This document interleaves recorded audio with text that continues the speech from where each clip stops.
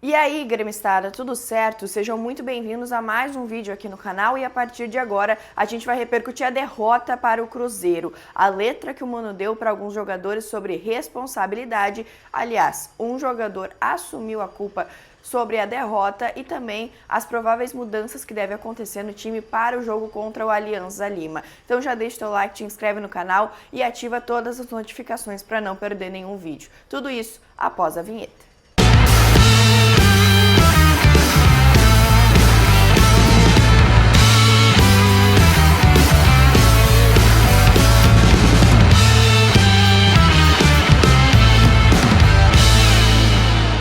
A gente estava com uma grande expectativa para o retorno do Campeonato Brasileiro após essa parada do Super Mundial, depois de o Mano pedir tempo para treinar, falar sobre os 30% de evolução que esperava após a parada do Super Mundial. Pois é, e cá estamos após uma derrota para o Cruzeiro por 4-1, em que nenhum jogador do Grêmio se salvou ontem, tá?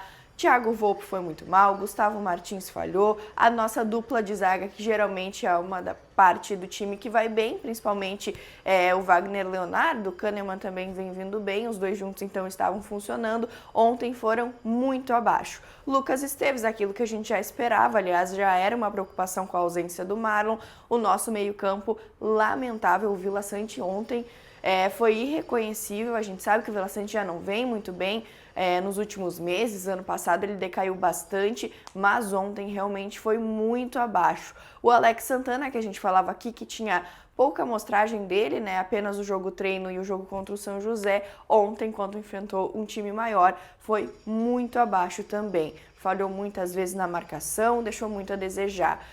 Cristaldo nem se fala, Cristaldo muito apagado.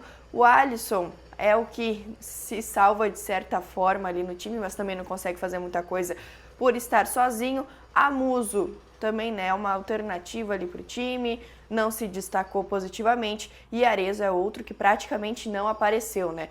Na jornada do Bagé ontem, o Charlie Veloso quase nem cita o nome de Matias Arezzo, ele que quer tanto jogar porque quer ir para a seleção uruguaia, quando tem oportunidade não tem comparecido. Aliás, eu não sei mais se não tem comparecido porque não consegue, porque desaprendeu a jogar daqui a pouco, ou porque realmente está fazendo birra, né? E aí, Arezzo, com todo respeito, né? Eu também tenho 22 anos, quase 23, a mesma idade que tu tem. Não é mais idade de ficar fazendo birra e se escondendo pro jogo porque não te deram de presente pro Peñarol, né?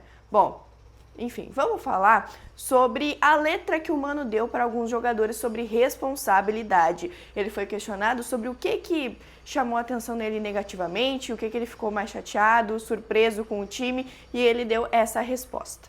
E nos escondemos um pouquinho também de pedir a bola no momento mais difícil do jogo. É nessa hora que você tem que ter personalidade, não pode abrir mão de jogar. Difícil ou não, tem que jogar, tem que assumir as responsabilidades. Para estar num clube grande, tem que assumir as responsabilidades. E é isso que vai nortear as escolhas para frente.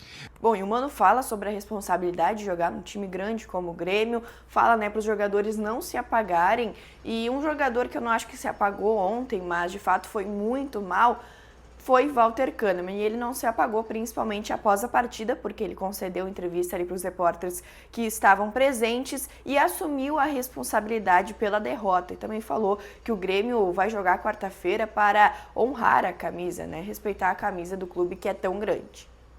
Bastante culpa mía hoy, a mis compañeros, así que nada, levantar a cabeza y vamos para o próximo.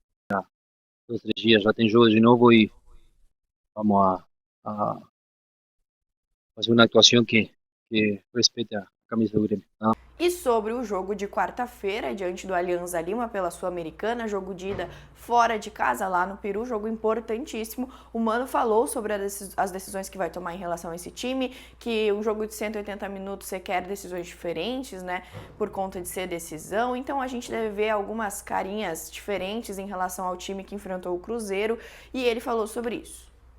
E o próprio regulamento de um jogo assim de 180 minutos requer algumas escolhas diferentes do que aquilo que fizemos hoje.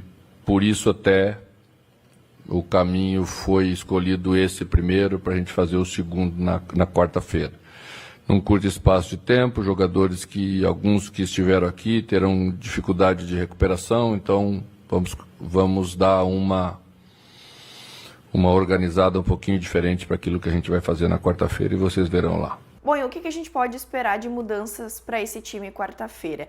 Eu começo aqui com a primeira suspeita, Igor Serrote como titular. Por quê? Ontem, após a partida, ele foi um dos 3 jogadores que pararam para falar na saída do estádio e falou que o Mano colocou ele no lugar do Gustavo Martins para aparecer mais no jogo, né? Para o Grêmio conseguir avançar um pouco mais, quando estava 2-0 para o Cruzeiro já, mas essa era a ideia do Mano Menezes, então ele fala sobre essa escolha, e se o Mano quiser começar assim o jogo também contra o Aliança, já que ele fala que é um jogo decisivo, que tem que tomar algumas decisões diferentes, talvez o Igor Serrote apareça aí como titular.